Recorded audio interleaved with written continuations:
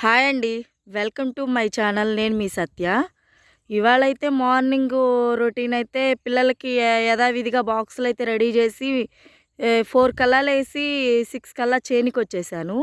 మనం ఉంది అయితే ఇప్పుడు వంగ తోటలో. ఈ వంగ తోట అంటే మేమైతే పంటలు ఏమేమి ఏస్తామంటే మిర్చి, కాటన్, వరి ఏస్తాము మామూలుగా అయితే. అలాంటిది మే కాటన్ అయిపోగానే వెంటనే దున్నిచ్చేసి కూరగాయలైతే పెట్టాము. ఏవి దోసలు, బెండకాయలు, వంకాయలు ఈ 3 అయితే పెట్టాము ఒక ఎకరన్నరలో. అయితే ఏం మిగలలేదండి. రైతులకి ఏముంటది చెప్పండి? అన్నీ ఇవేందో మరి తీసుకొచ్చి నారు నాటితే అంతా పుచ్చులే. కనీసం 4, 5 క్వింటాల కాయలు కూడా కొయ్యలేదు. ఇప్పుడు వీటిని కొయ్యక దాదాపు 20 రోజులు పైనే అయింది. సర్లే దున్నిద్దామని చూస్తే ఎక్కడన్నా ఒక కాయ పడుతుంది. ఊరక పండిన పంట వేస్ట్ చేయడం ఎందుకని చెప్పేసి కొయ్యటానికైతే వచ్చాను.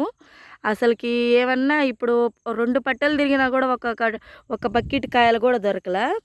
ఇగో చూడండి, అన్నీ ఇగో పుచ్చులు ఇట్లా ముదిరిపోయి అసలుకి ఎంత ఇదిగా ఉందో. బెండలు వేస్తేనేమో వాటికి వచ్చినాయి. దోసలు అయితేనేమో అసలుకి దానిలో కూడా మనకు మిగిలింది ఏం లేదు. ఇంక ఈ వంకల సంగతి అసలు చెప్పే పనిలే. దీనికి మందులు దోమకని, పురుగుకని నీళ్లు పెట్టడం, ఇంజిన్ మోటార్ బాగలేకపోతే దానికి బాగు చేయించడానికే 10,000 అయింది. కనీసం ఈ వంకాయల్లో మాకు 10,000 కూడా రాలేదు. అసలుకి ఇలాగైతే రైతులు ఏమి చేస్తారు, ఏం బతుకుతారో నాకైతే అర్థం కావట్లా. మేమైతే ఫస్ట్ టైం అసలుకి కూరగాయలు వేయటం. కాటన్ అయిపోగానే వేద్దామని చెప్పేసి మేము వేసాము. మనం అది వరకు వేసి ఉన్నట్టయితే మనకి అసలు తెలిసేదేమో బహుశా. అసలుకి ఇవి కనీసం మేము అసలుకి మినిమం జీరో నాలెడ్జ్. అసలుకి కూరగాయలు వేయడం చాలా ఫస్ట్ టైం అసలుకి ఇప్పుడు. ఈ చూసారా అసలుకి తోట అంతా కాయలైతే ఏం కానరు, అట్లా చెట్లు అయితే మనిషి ఎత్తునైతే పెరిగినాయి. మరి ఇదేమెత్తనమో చాలా దూరం అయితే తీసుకొచ్చారు మా ఆయన. అసలుకి మనం ఎంతో నమ్మకంగా చేస్తున్నప్పుడు వాళ్ళు విత్తనాలు నాటేవాళ్ళు కూడా కాస్త మంచి విత్తనాలు పోసి రైతులకి మంచి చేయాలనుకోవాలి.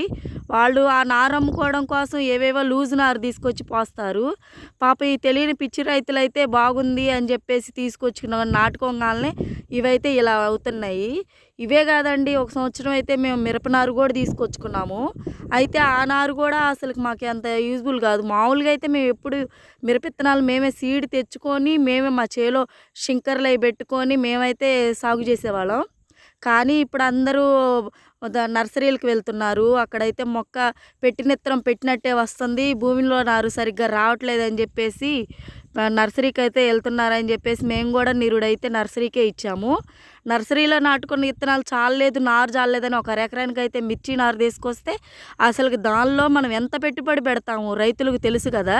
ఇప్పుడు నల్లొచ్చి రోగాలు, దోమకని, పురుగుకని మనం ఇంత కష్టపడి వాటిని కాపు దాకా తీసుకొస్తే తీరా చూస్తే కాపు లేకపోతే ఆ రైతు కష్టం చెబితే తీరేది కాదు.